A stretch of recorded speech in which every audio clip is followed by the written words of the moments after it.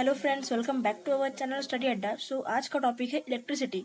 ये 10th का first chapter है, तो जिसके अंदर हम इसके स्टार्टिंग के पॉइंट्स हम डिस्कस करने वाले हैं। सबसे पहले ये फर्स्ट पैराग्राफ में क्या लिखा है जान लेते हैं।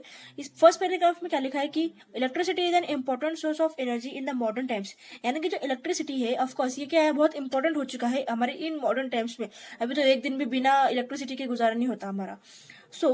बिना इलेक्ट्रिसिटी के ना ही हम फैन, कूलर, फ्रिज, टीवी कैसे चला पाएंगे। तो इलेक्ट्रिसिटी क्या है, हमारी बहुत ही बेसिक नीड बन चुकी है। इस चैप्टर में हम क्या जानने वाले हैं, electric potential, electric current, electric power and heating effect of electric current. मगर उससे पहले हमें कुछ बेसिक्स जानना जरूरी है, तो जिसके लिए हमारे अब तक ये आगे जिसके बारे में ये आगे के पॉइंट्स है। तो ये फर्स्ट पैराग्राफ तो हो गया, लेकिन ये सेकंड पैराग्राफ में क्या कहा गया है कि सपोज अगर हमने एक कोम्ब लिया और कोम्ब को और अगर कागज के टुकड़े रखे, हमने यहाँ पर रख दिए, तो क्या होगा, हमने कोम्ब को बालों पे घिसने के बाद क्या होगा, वो इस तरह से कागज के जो टुकड़े हैं वो अट्रैक्ट हो गए। या फिर कोम्ब है, कोम्ब को हमने थोड़ा सा रब किया हमारे बालों पे, तो जो हमारे बाल है वो क्या हो जाते हैं, कोम्ब की तरफ चिटकना, यानी कि कोम्ब की तरफ अट्रैक्ट हो जाते हैं। तो ये क्यों है, मैं आपको ये आगे बताती हूँ, पर आप हम टाइप्स ऑफ इलेक्ट्रिक चार्जेस पढ़ लेते हैं अब। It has been found by experiment that there are two types of charges. तो फिर क्या, एक्सपेरिमेंट से हमें पता चला है कि there are two types of charges. कौन कौन से, positive charges and negative charges. By convention, the charge acquired by a glass rod rub with a silk cloth is called positive charge, and the charge acquired by a ebonite rod rubbed with a woolen cloth is called negative charge. An important property of electric charges is that, तो ये आगे पढ़ेंगे हम। तो इसका मतलब क्या है, सपोज मैंने यहाँ पर दो डायग्राम बनाए वाले हैं, तो फिर आप इतना याद रखिए कि कोई भी ऑब्जेक्ट में पॉजिटिव चार्जेस और नेगेटिव चार्जेस ये बराबर होते हैं। तो फिर अगर इलेक्ट्रॉन्स जब ऐड होते हैं, तो वो जो ऑब्जेक्ट है उसके ऊपर क्या चार्ज आता है, नेगेटिव चार्ज आता है। और अगर इलेक्ट्रॉन्स आर रिमूव होते हैं उस ऑब्जेक्ट से, तो उसके ऊपर पॉजिटिव चार्ज आता है। तो यहाँ पर हम क्या करेंगे, जो इबोनाइट रॉड है वो अगर हमने इस तरह से घसा किसके ऊपर, वुलन क्लोथ के ऊपर, तो तब क्या होगा, जो पॉजिटिव जो इलेक्ट्रॉन्स है वो ट्रांसफर होंगे रॉड पर। तो जिसकी वजह से ये जो वुलन क्लोथ है उसके ऊपर पॉजिटिव चार्ज आएगा और इबोनाइट रॉड के ऊपर नेगेटिव चार्ज आएगा। सेम अगर हमने ग्लास रॉड लिया और सिल्क का क्लोथ लिया और अगर हमने उसके ऊपर इस तरह से रगड़ा, तो क्या होगा, जो इलेक्ट्रॉन्स है वो जो ग्लास रॉड है उसके जो इलेक्ट्रॉन्स है वो सिल्क क्लोथ के ऊपर ट्रांसफर होंगे। अब आप सोचेंगे कि यहाँ पर ही कि इसमें वुलन क्लोथ से रॉड पर गया और इसमें रॉड से सिल्क क्लोथ पर गया। तो इसका कारण ये है कि जिस ऑब्जेक्ट में इलेक्ट्रॉन्स लूजली बाउंड होते हैं वो ऑब्जेक्ट अपना इलेक्ट्रॉन छोड़ देता है, और जो ऑब्जेक्ट स्ट्रांगली और जिन ऑब्जेक्ट में जो इलेक्ट्रॉन है वो स्ट्रांगली बाउंडेड होते हैं, तो वो क्या करते हैं, अपने इलेक्ट्रॉन्स नहीं छोड़ते। ओके, जो देने वाला है वो पॉजिटिव होता है और जो लेने वाला है वो नेगेटिव होता है। इसके कारण यहाँ पर जो रॉड है, इबोनाइट रॉड, उसके ऊपर नेगेटिव चार्ज आया है और इस ग्लास रॉड के ऊपर पॉजिटिव चार्ज आया है। अब तो आपको पता चल गया होगा कि ये रॉड जो है वो इबोनाइट रॉड नेगेटिव चार्ज क्यों गेन किया है और ग्लास रॉड ने पॉजिटिव चार्ज क्यों गेन किया। तो अब इंपॉर्टेंट प्रॉपर्टीज क्या है, चलिए हम देखते हैं आगे। फर्स्ट पॉइंट, अपोजिट चार्जेस और अनलाइक चार्जेस। अनलाइक मतलब अलग अलग, यानी कि अगर एक पॉजिटिव होगा तो दूसरा नेगेटिव होगा। अट्रैक्ट इच अदर, यानी कि पॉजिटिव और नेगेटिव अट्रैक्ट होते हैं और पॉजिटिव रिपेल होते हैं और नेगेटिव रिपेल होते हैं।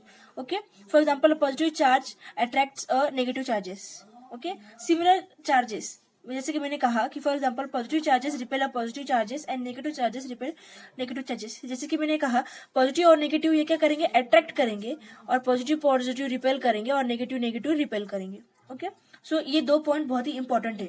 तो अब बात करते हैं ऐसा यूनिट ऑफ इलेक्ट्रिक चार्ज। तो ऐसा यूनिट ऑफ इलेक्ट्रिक चार्ज क्या होता है, कूलम होता है, कूलम, और जिसे हम कैपिटल C से डिनोट करते हैं।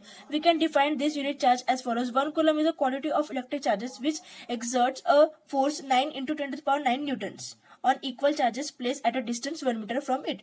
We know that all the matters contains positively charged particle and called protons and negative charged particles called electrons. अब हर मैटर यानी कि एवरीथिंग सराउंड अस, जो भी ऑब्जेक्ट है, जो भी हो, तो वो क्या करते हैं, इक्वल नंबर ऑफ प्रोटॉन्स रहता है और इक्वल नंबर्स ऑफ इलेक्ट्रॉन्स होता है। तो उनका क्या कहना है कि जो पॉजिटिव चार्जेस है तो उसे कहते हैं प्रोटॉन, और जो नेगेटिव चार्जेस है उसे कहते हैं इलेक्ट्रॉन।